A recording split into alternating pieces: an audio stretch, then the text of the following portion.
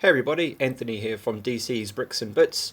This is behind the scenes on my great map of Westeros. But that's not why we're here today.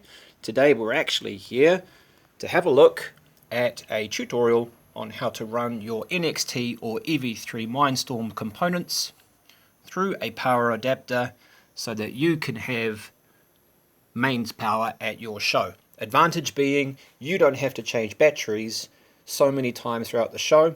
This system uses crock leads, so no need for soldering or anything like that. So here we go. First things first, this is a power adapter, and this has got a few modes on it. And this has got a setting at 9 volts. Okay, 9 volts. This will work on 6, but because the NXT and EV3 have 6 times 1.5 volt batteries, 9 volts is where it's at. Okay, so you can see under there, I've already connected the crock lead to the negative terminal. And so when I attach the lead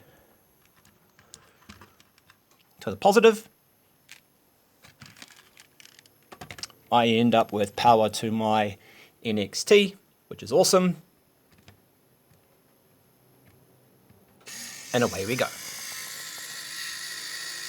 Simple, easy, no mess, no complex wiring or anything, and it runs perfectly. I've had these running for hours at a time and no loss in performance or anything like that, no adverse side effects. Just in case you're wondering, here's some specs.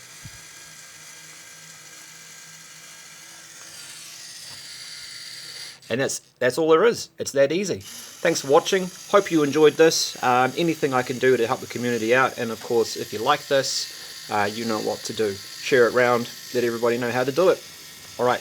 This is DC's Bricks and Bits. Out for now. See you next time.